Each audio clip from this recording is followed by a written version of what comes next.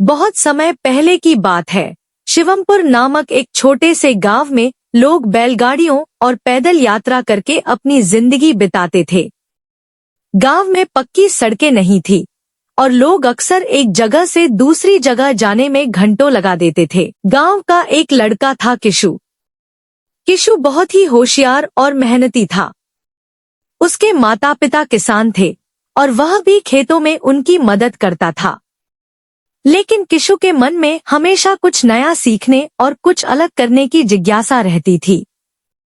एक दिन पड़ोसी गांव में रहने वाला किशु का मामा रामदीन अपने गांव से साइकिल पर बैठकर शिवमपुर आया। यह पहली बार था जब गांव वालों ने साइकिल देखी थी। बच्चों से लेकर बुजुर्गों तक हर कोई हैरानी से उस 2 पहियों वाले वाहन को देख रहा था। किशु भी बहुत उत्सुक था। उसने मामा से पूछा, मामा, यह कैसे चलता है? रामदीन हंसते हुए बोले, यह पैडल मारने से चलता है।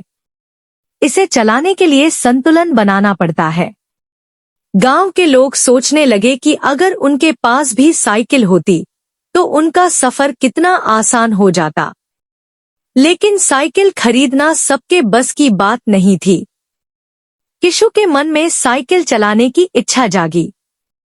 वह चाहता था कि उसके पास भी एक साइकिल हो जिससे वह स्कूल और खेतों तक जल्दी पहुंच सके। लेकिन उसकी आर्थिक स्थिति इतनी अच्छी नहीं थी कि वह साइकिल खरीद सके। एक रात किशु ने अपने पिता से कहा, बाबा, मुझे भी एक साइकिल चाहिए। पिता ने प्यार से उसके सिर पर हाथ फेरा और बोले, बेटा, अभी हमारे पास इतना पैसा नहीं है, लेकिन अगर तुम मेहनत करोगे तो एक दिन जरूर खरीद पाओगे। किशु ने ठान लिया कि वह खुद के लिए साइकिल खरीदेगा। अगले दिन से किशु ने मेहनत शुरू कर दी। वह सुबह जल्दी उठता, खेतों में पिता की मदद करता और फिर स्कूल जाता। स्कूल के बाद वह गांव में छोटे छोटे काम करने लगा। किसी की गायों को चराने ले जाता, किसी की दुकान में हाथ बंटाता और कभी कभी लकड़ियां इकट्ठी करके बेचता। धीरे धीरे उसने पैसे इकट्ठे करने शुरू कर दिए, लेकिन साइकिल खरीदने के लिए अभी भी बहुत पैसे कम थे। एक दिन गांव में एक अजीब घटना घटी। रामदीन की साइकिल चोरी हो गई। पूरा गांव चौंक गया। गांव में पहली बार कोई चोरी हुई थी। सबको शक था कि कोई बाहरी व्यक्ति ही होगा। गांव के मुखिया ने सबको इकट्ठा किया और कहा, चोरी करना बहुत बड़ा पाप है। जिसने भी साइकिल चुराई है उसे खुद कबूल कर लेना चाहिए, वरना अंजाम बुरा होगा। सच सामने आया।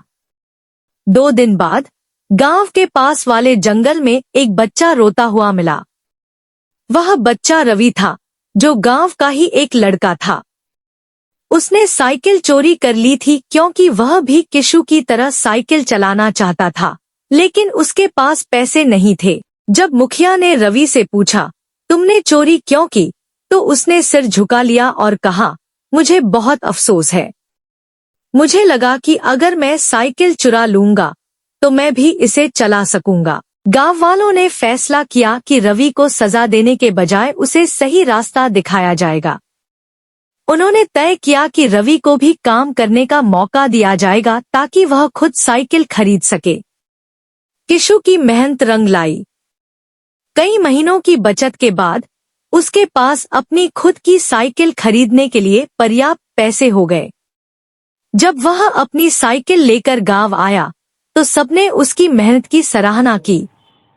गांव के मुखिया ने कहा, देखो, मेहनत और ईमानदारी से कुछ भी हासिल किया जा सकता है। चोरी से कुछ भी नहीं मिलता, बल्कि नाम खराब होता है। धीरे धीरे गांव में और लोगों ने भी साइकिल खरीदनी शुरू कर दी। कुछ सालों में शिवमपुर पूरी तरह बदल गया। अब लोग तेजी से स्कूल, खेत और बाजार जा सकते थे। गांव में तरक्की होने लगी। शिक्षा, यह कहानी हमें सिखाती है कि मेहनत और ईमानदारी से ही असली सफलता मिलती है। किशु ने मेहनत की और अपने सपने पूरे किए, जबकि रवि ने गलत रास्ता अपनाया और उसे पछताना पड़ा। इसलिए अगर कोई सपना पूरा करना है तो मेहनत करो, ईमानदारी से आगे बढ़ो और एक दिन तुम्हारी भी जीत होगी।